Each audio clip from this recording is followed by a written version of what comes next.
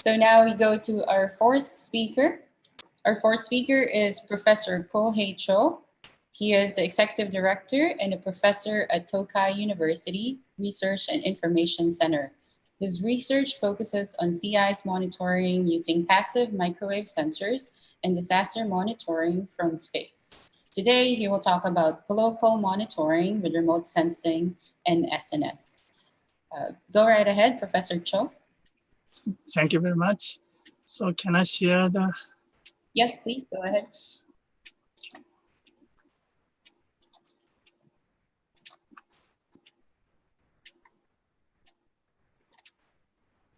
Okay, so thank you very much for your introduction, and thank you to Gay and Sincere for arranging this kind of very important event and inviting me to give a talk.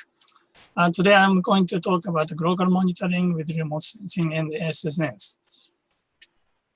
First, talking about the exchanges with Dr. Comiso. I met him in 1998 at the IELTS, and since then we have been exchanging ideas and cooperating on sea ice monitoring using passive microwave sensors, mainly AMSA, AMSA-E, and AMSA-2.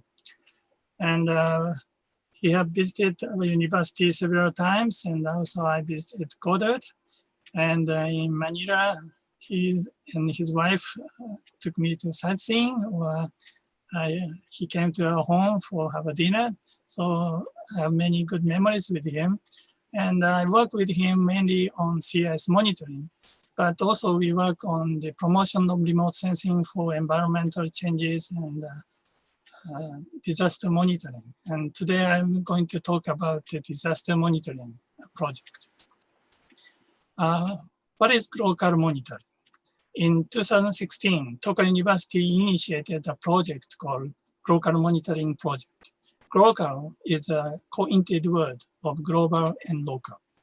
The main concept of the project is to connect global monitoring system using satellite observation and local monitoring using SNS, the social network services, for reducing the damages of disasters and environmental changes. So first, I'm going to talk about the use of global monitoring using satellite, and also talk about the importance of the local monitoring using SNS. And then finally talk about the concept of global monitoring.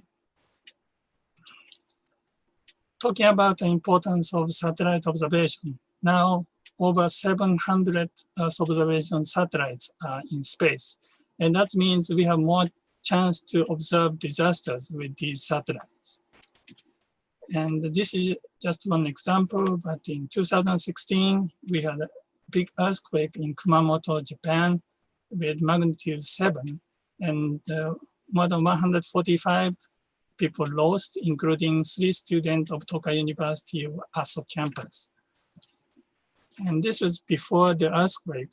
This is a mountain, and here's a bridge, and the Tokai University Aso campus is located in the right-hand side of this picture. And this is after the earthquake, the big landslide on the mountain, and the bridge was lost. And this is the spot satellite image around the Aso campus just before the earthquake.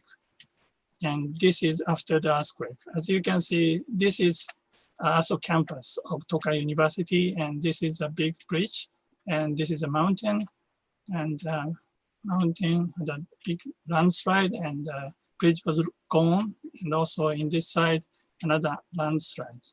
So if you look at these areas, this is the big landslide of the mountain, and here is another landslide of the hill, and some housing and cars were crashed.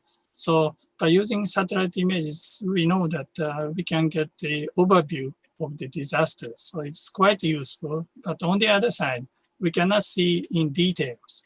So for details, the satellite, we always have limitation. In talking about the importance of SNS, nowadays, most of the citizens are disseminating information from their own mobile phones. So that means, accordingly, the SNS is sometimes called social sensor. That means we have so many mobile phones spread in the field, and people are disseminating the information. It's something like a big sensor is watching the society. So we can get many useful information on disasters from SNS. And these are the examples of tweets at the time of heavy rain. For example, this tweet said, because of the heavy rain, many houses is flooded. 7 people are on the second floor of this building, please help. And this is, sometimes they send a movie of this kind of disasters with flooding. And on the left-hand side, it said, I cannot communicate with my grandmother. Her house is located in the back of the white building. Please help her. So this kind of information is very useful to understand the current status of the disasters. And now how to construct the global monitoring system. First, talking about global monitoring with satellites. With antenna system, we at Tokai University, we have 2 antennas, one in Shonan campus near Tokyo and another in Kumamoto in Hokkaido, in Kyushu. And we are receiving the Aqua, Terra, NPP, and NOAA 20 satellites. And with this system, we are constructing this kind of disaster monitoring system.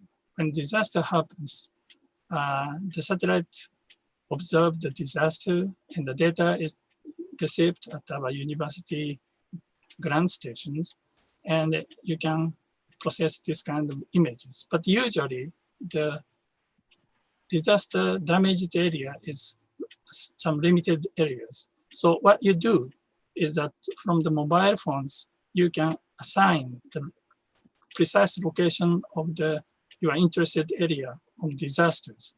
And the area is extracted, and you can process the data of after the disaster, and also you can process before the disaster from the archive of the data. So by comparing these 2 images, you can extract the damage of the disastered area. And also after the processing, the data will be transmitted to the end users. So this is the concept of global monitoring system. And for one example, Cubesat CESat-1, this is the satellite launched in 2017, developed by the Canon Electronic Company. The size is about 50 by 50 by 85 centimeters. So it's like a small refrigerator, and the weight is 65 kilograms. And the interesting thing of this satellite is that carrying sensors is a conventional camera of Canon EOS and PowerShot. But using the telescope, the IFOV, the resolution of this Canon camera provides you around 1.5 meter resolution images. So by using these images, for example, at the time of flooding, this is before the flooding, and this is after the flooding. By combining these 2 images, you can extract the flooded area in this way. So by then provide this kind of information to the end users. So this is kind of a system construction we think is quite useful for disaster monitoring. And talking about the local monitoring system using SNS, we have implemented a real-time disaster monitoring related information sharing system utilizing Twitter to support public help just after the disaster. This system consists of 2 components. One is DITS, the Disaster Information Tweeting System. And the second is DIMS, Disaster Information Mapping System. And outlook of the DITS is something like this with your mobile phones. And after tweeting, the information will be put on the map. For talking about DITS, the Disaster Information Tweeting System, we have 2 sides, disaster and daily. The problem of a disaster information system, if you use disaster information system, you only use at disasters. So you forget how to use. This is the problem. So we developed also daily information system So in your daily life, you tweet something like shopping information, food information, sightseeing information by using this system. Then at the time of disaster, you use this disaster information system in same manner. So if you click the disaster information system, you go to this side, then you tweet about the situation of disasters. Then after the tweet, this is an example of tweet using this. Then first, the hashtag of disaster appears and the location, for example, Kanagawa Prefecture appears in the top, so people can understand these are tweets about disasters. And also the address of the user current location is automatically inserted using the GPS information of the mobile phone. So you do not have to input your location. Just say like a crack was found on the road, and then you can send this kind of photo and put it on the tweet. Then the location of the address is automatically attached on your tweet. And then also MGRS code, this is a precise location code, will also be attached. So for example, the local government or rescue team can look at this kind of information and can sometimes go to help you. So this is the way how we disseminate using this kind of system to correct the location information and disaster information with tweets. And then because this tweet has the location information, you can plot it on a map. So these are points of the place where you tweeted. And if you click this icon, then this kind of tweet information will appear to show what's going on in that place. So by using this kind of system, you can have more detailed information of precise location, not huge area, but each precise information of the local area.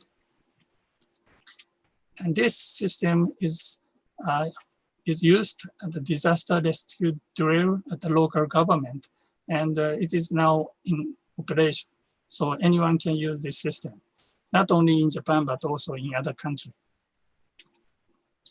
And what we are doing at this moment is by combining this system with satellite images. So like I showed you in the Kumamoto area, by combining these satellite images with this kind of tweet information will be quite useful to understand what's going on with the satellite images and the location, the local information of the disaster.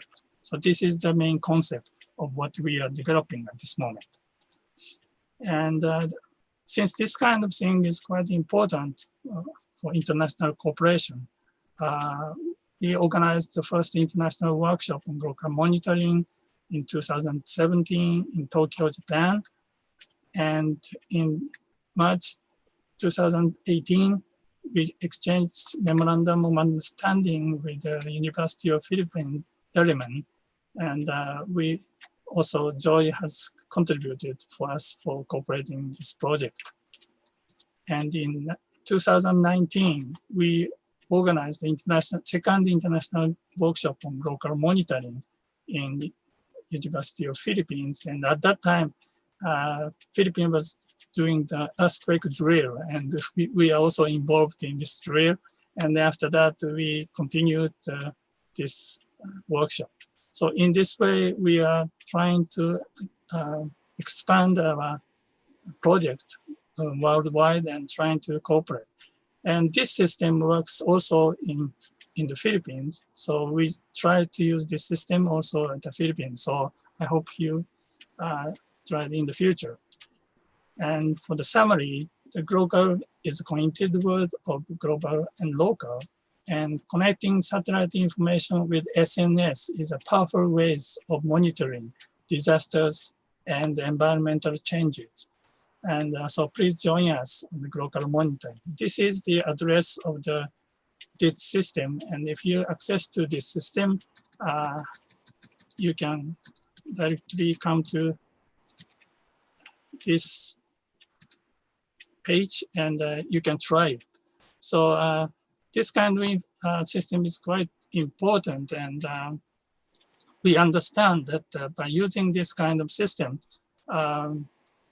you also know the details, but also important is sharing between the citizens. Because usually if the government operate this kind of system, they collect the information that you cannot use. But for this system can be used by anyone. So anyone can access to this and know what's going on. So I think this kind of concept is quite important for disaster monitoring. Okay, and that is the main part. And for the last, I would like to say congratulations to Joey, and I hope we would continue to cooperate together in the future. Thank you very much. Thank you. Thank you so much, Professor Cho.